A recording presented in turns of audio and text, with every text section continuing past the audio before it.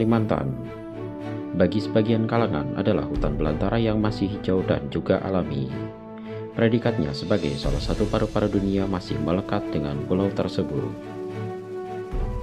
Proses pemindahan ibu kota negara ke Pulau Kalimantan yang telah resmi ditetapkan oleh pemerintah dikhawatirkan akan merusak hutan Kalimantan. Namun realitanya, bagi sebagian orang di luar Kalimantan dan juga bagi masyarakat Kalimantan sendiri, tidak tahu bahwasanya kondisi hutan Kalimantan saat ini sudah sangat rusak dan mengkhawatirkan. Kondisi tersebut sudah berlangsung sejak lama, 10 tahun hingga 20 tahun ke belakang, dan masih terus terjadi hingga sekarang. Kondisi kerusakan tersebut akibat ulah oknum penebang hutan untuk lahan sawit dan juga penambangan batu bara ilegal oleh sederet oknum yang tidak bertanggung jawab.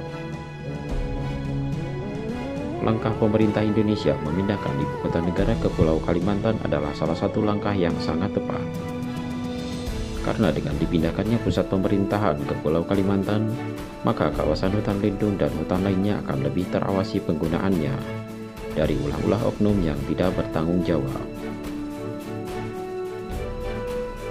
Berpuluh-puluh tahun ke belakang, kapal-kapal berisi gunungan-gunungan batu bara berlalu lalang di atas Sungai Mahakam yang tercemar setiap beberapa menit.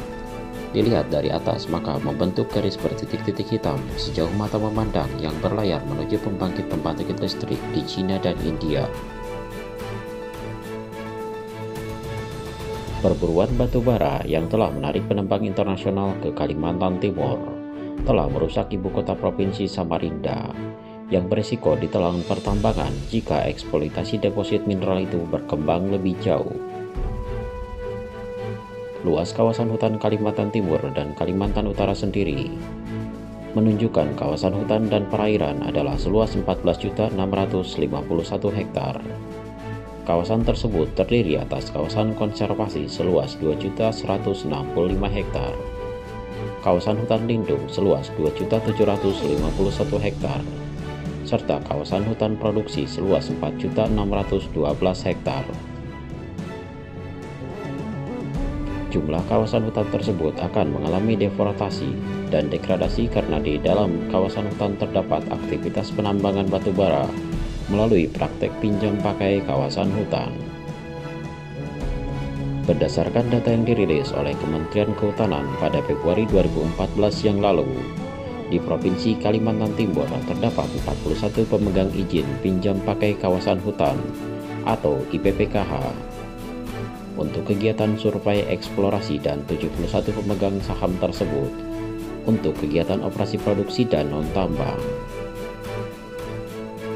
Luas kawasan hutan yang digunakan untuk kegiatan eksplorasi adalah sebesar 402.655 hektar. Sementara untuk kegiatan operasi produksi kawasan hutan yang digunakan mencapai 191.343 hektar.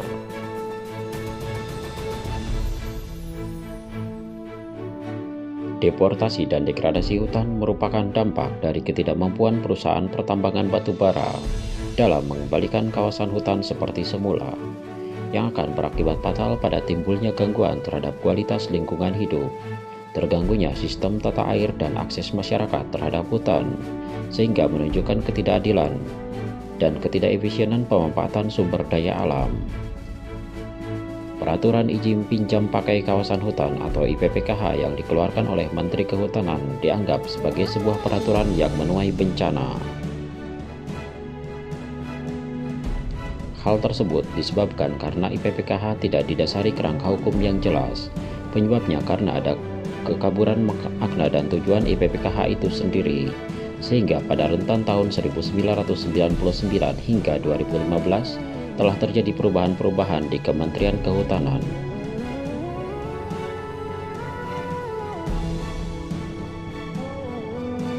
Pada tahun 2009 yang lalu, Jatam dan Indonesian Corruption Watch melaporkan sebuah kasus kepada Komisi Pemberantasan Korupsi atau KPK yang menuduh salah satu perusahaan Indonesia melakukan suap kepada mantan Dinas Pertambangan dan Energi Kota Samarinda untuk mendapatkan izin. Sogokan dibayar tidak hanya untuk mendapatkan izin pertambangan, Uang suap juga untuk membantu perusahaan penambang di daerah yang dilarang untuk menghindari kewajiban-kewajiban seperti konsultasi masyarakat dan melakukan analisa mengenai dampak lingkungan.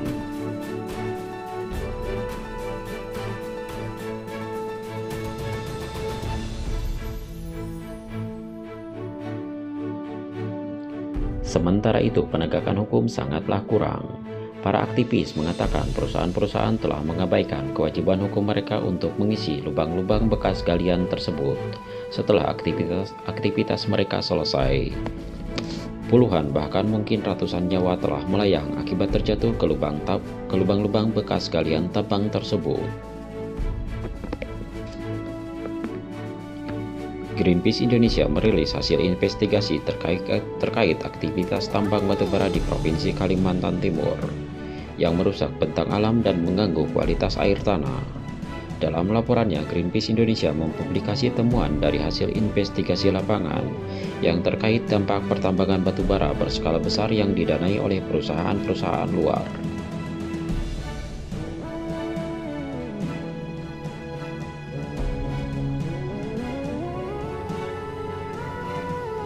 Bondan Adriano, juru kampanye batubara Greenpeace Indonesia, memaparkan, terdapat 2 lokasi investigasi di Provinsi Kalimantan Timur dan 1 lokasi di Kalimantan Selatan.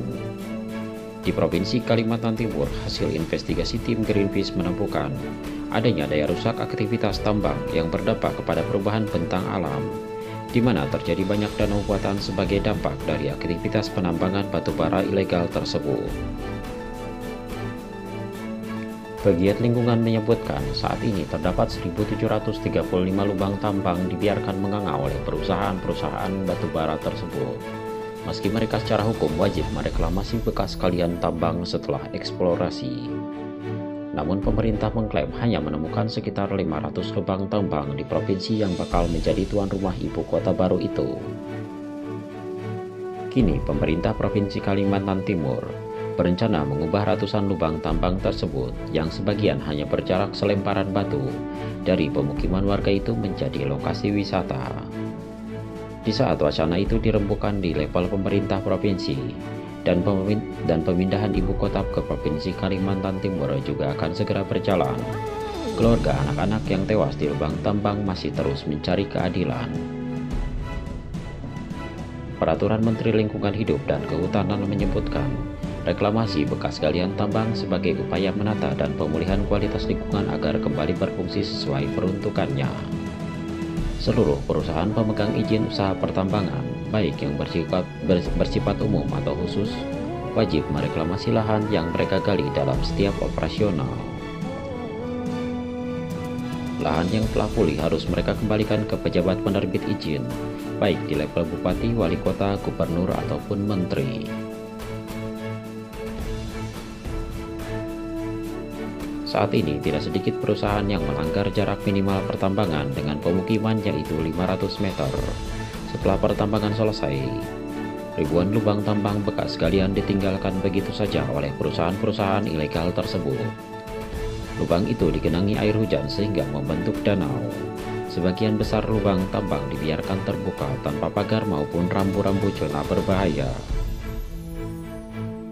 Komisi Nasional Hak Asasi Manusia atau Komnas HAM pada tahun 2016 yang lalu pernah mengutus tim untuk menelisik berbagai kematian warga di lubang bekas tambang di Provinsi Kalimantan Timur. Saat itu jumlah korban mencapai 24 orang. Kesimpulan yang diambil oleh Komnas HAM kala itu antara lain pelanggaran hak-hak dasar warga negara dalam kasus kematian di lubang tambang tersebut.